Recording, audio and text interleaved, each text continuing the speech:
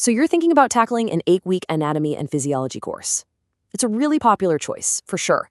But let's be real. A lot of students get totally blindsided by the time it actually takes. So we're going to break it all down with some straight-up math to see what it really takes to nail this thing.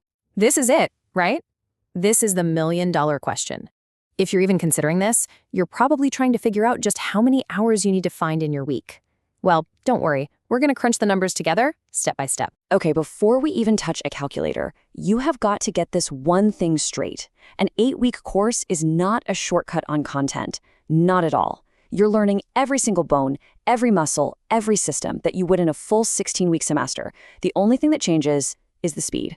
And this right here, this lays it all out perfectly. You're essentially taking everything you do in a normal week and cramming it into a double speed schedule.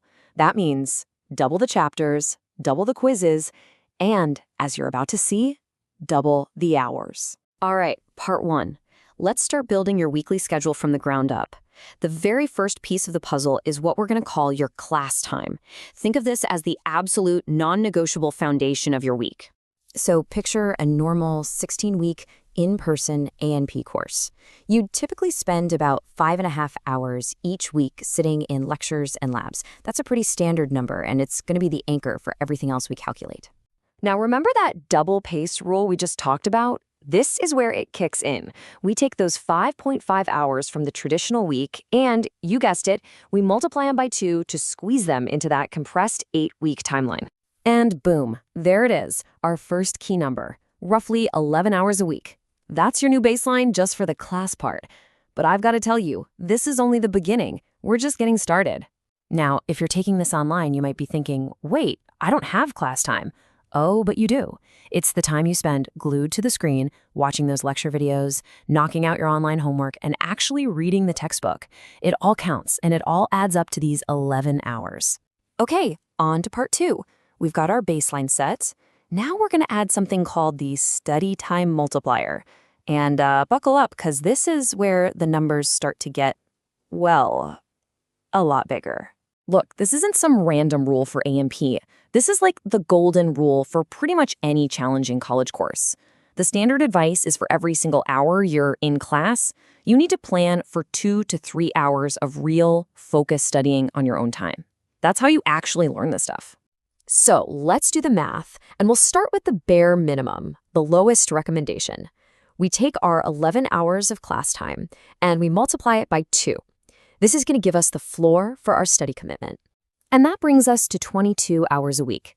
And listen, I've really got to stress that word minimum. This isn't the goal, it's the starting point. It's the absolute least amount of study time you should be planning to do if you want to pass. All right, now for the other side of the coin. To really be on top of your game in a class this dense, you've got to look at the higher end of that guideline. So we take our 11 hours again, but this time we multiply by 3. And that gets you to 33 hours a week. So we've got our range now for just studying, somewhere between 22 and 33 hours every week. And remember, that's on top of your class time. You can see how this is stacking up, right?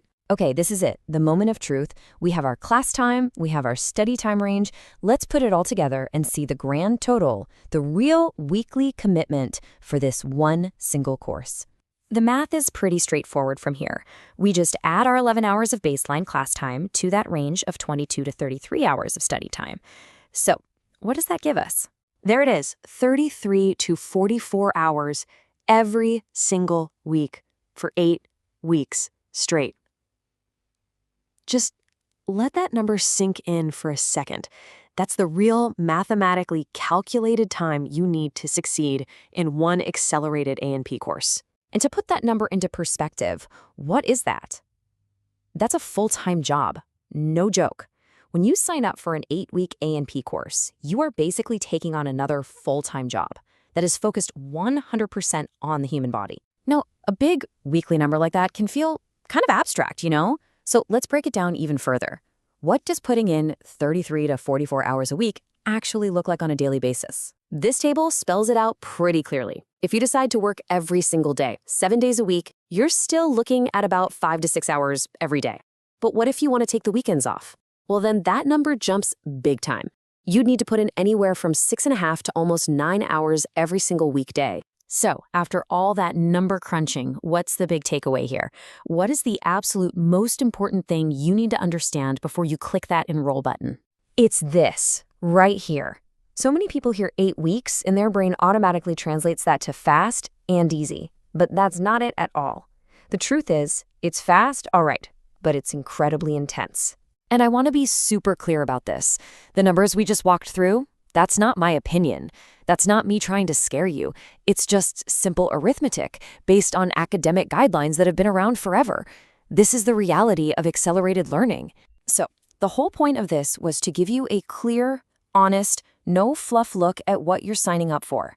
And now that you have the facts, the real question isn't whether you can do it. The question is, are you ready, willing, and able to put in the hours?